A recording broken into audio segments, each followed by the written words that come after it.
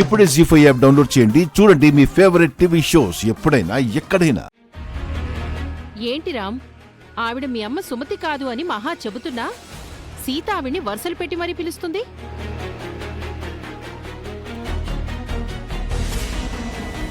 ఆవిడే మీ అమ్మ అని సీత మనల్ని బలవంతంగా ఒప్పించే ప్రయత్నం చేస్తుందేమో రామ్.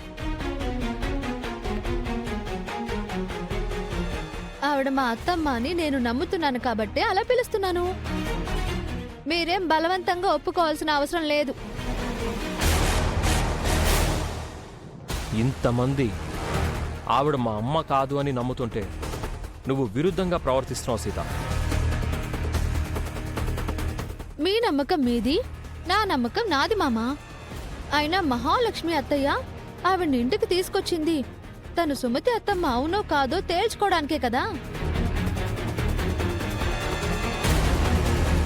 అవును, అందుకే తీసుకొచ్చాను.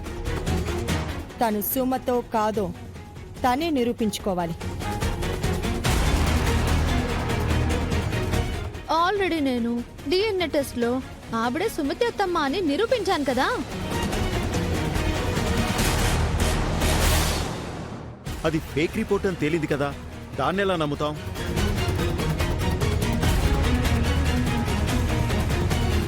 ఆ రాముడు సీతకు అగ్ని పరీక్ష పెట్టినట్టు మీరు అత్తమ్మకు అగ్ని పరీక్ష పెట్టారా మావయ్య? అగ్ని పరీక్ష అనుకుంటారో విషమ పరీక్ష అనుకుంటారో మీ ఇష్టం. తనే సుమతి అనడానికి స్ట్రాంగ్ ఎవిడెన్స్ కావాలి.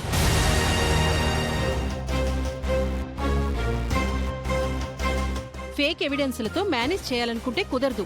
పక్కా సాక్ష్యాలుంటేనే మేము నమ్ముతాం, లేదంటే ఆవిడ జైలుకి వెళ్లాల్సిందే. అనవసరంగా శ్రమ పడకు సీత. ఆవిడ మా అమ్మ కాదు, పిన్ని చెప్పింది విను. చాలు మామా, నేను నా మనసు చెప్పిందే వింటాను. మీకు పక్కా ఆధారాలు కావాలి, అంతే కదా? నేను కొన్ని అడుగుతాను, చెప్పత్తమ్మా. నువ్వు మావయ్యతో కొన్ని సంవత్సరాలు కాపురం చేశావు కదా, నీకు మావయ్యకు మధ్య తీపి గుర్తులుంటాయి కదా, వాటి గురించి చెప్పు. లేదా మావయ్యకు ఇష్టమైన వంటకాల గురించి చెప్పు.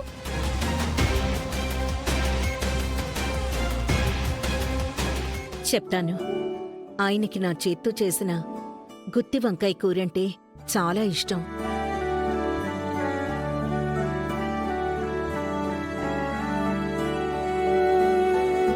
ఉప్మా, పెసరట్టు, అల్లం చట్నీ ఇష్టంగా తినేవారు.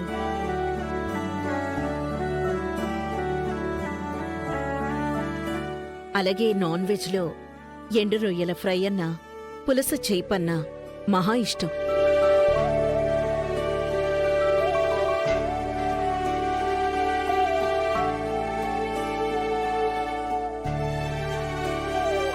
ఏంటి మావయ్య, అత్తమ్మ చెప్పింది నిజమేనా?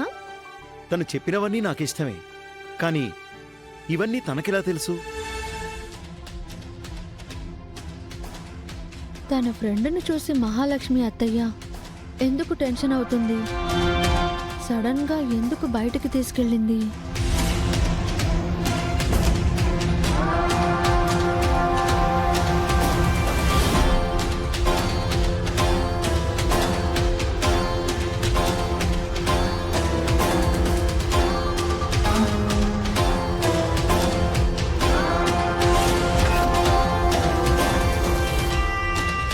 వాళ్ళేం మాట్లాడుతున్నారు? ఏం అర్థం కావట్లేదే.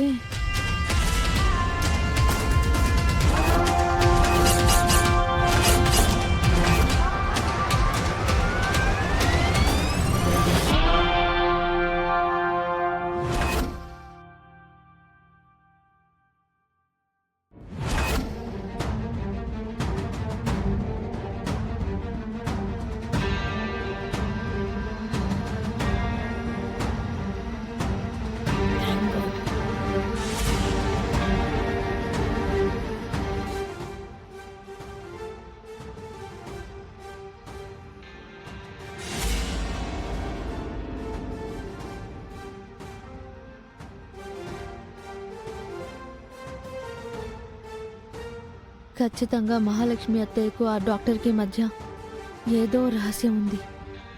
అదేంటో తెలుసుకోవాలి. ఎవరో గాయత్రి దేవంట.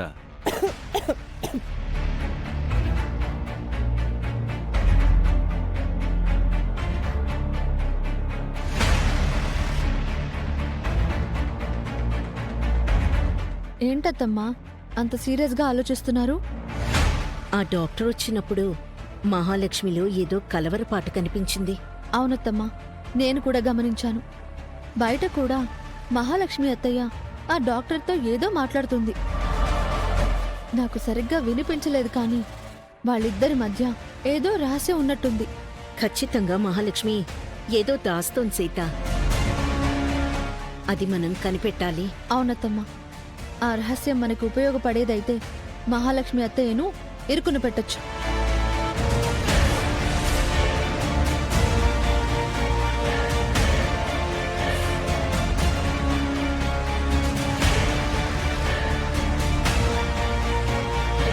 మీరిద్దరూ ఎప్పుడు చూసినా ఏవో సీక్రెట్స్ మాట్లాడుకుంటూనే ఉంటారేంటి? పైగా ఇప్పుడు నేను రాగానే ఆపేశారు. ఏం మాట్లాడుకుంటున్నారు? ఆ, మా ఆడాళ్ల మధ్య ఏవో ముచ్చట్లుంటాయి మామా. అవి మీ మగాళ్ళకెందుకు? మీరు మా పిన్ని గురించే మాట్లాడుకుంటున్నారు కదా. ఆవిడ గురించి మాకు చాలా అనుమానాలున్నాయి, కానీ ఏం చెప్పినా నువ్వు వినవు, నమ్మవు కదా. ఎప్పుడూ మా పిన్నిని అనుమానించడమేనా నీ పని? ఇప్పుడు మీరిద్దరూ కలిసి మా పిన్నిని ఏ విధంగా తప్పు పట్టాలి, ఎలా ఇబ్బంది పెట్టాలి అని ఆలోచిస్తున్నారు కదా. అదేం లేదు బాబు. మీ ఉద్దేశం అదే అని నాకు తెలుసు. మీరు ఎన్ని తప్పులు చేసినా మా పిన్ని క్షమిస్తోంది. మా పిన్ని మంచితనం మీకు ఎప్పటికీ అర్థం కాదు. నువ్వు మంచిది అని చెప్తున్నావు, కానీ ఆవిడ ఎలాంటి పనులు చేస్తుందో, ఎలాంటి నిజాలు రహస్యాలు దాస్తుందో నీకు తెలియదు మామా. మా పిన్ని గురించి నాకు తెలీదా? ఏ సంబంధం లేని ఈవెంట్ని తీసుకొచ్చి ఇంట్లో ఎవ్వరికీ మనశ్శాంతి లేకుండా చేస్తున్నాం. నీకిచ్చిన మాట కాదనలేక మా పిన్ని ఈవెంట్ని ఇంటికి తీసుకొచ్చి భరిస్తోంది. ఇన్ని చేసినా ఇంకా మా పిన్నినే అంటున్నావు. నీది అమాయకత్వమో మూర్ఖత్వమో అర్థం కావట్లేదు సీత. ఆ రెండూ కాదు మామా, నాది మానవత్వం. అది నీకు అర్థం కావడం లేదు. ఒక మనిషిని చంపిన ఇంకో మనిషిని ఇంట్లో తెచ్చి పెట్టుకోవడమేనా మానవత్వం? ఇలా ఏ ఇంట్లోనైనా జరుగుతుందా? నువ్వు నాకు దూరం అవ్వకూడదు అని మా పిన్ని నిన్ను ఆ కేసులో నుంచి విడిపించింది. నువ్వు మాత్రం ఈవిడ్ని వదలకుండా నీ వెంట తీసుకొచ్చావు. ఒక అబద్ధాన్ని నిజం అంటున్నావు. అర్థం ఆధారం లేని నమ్మకాన్ని గుడ్డిగా ఫాలో అవుతున్నావు. నీలో ఎప్పుడు మార్పు వస్తుందో తెలియడం లేదు. జీ5 యాప్ డౌన్లోడ్ చేసి అన్ని ఎపిసోడ్స్ పూర్తి ఉచితంగా చూడండి.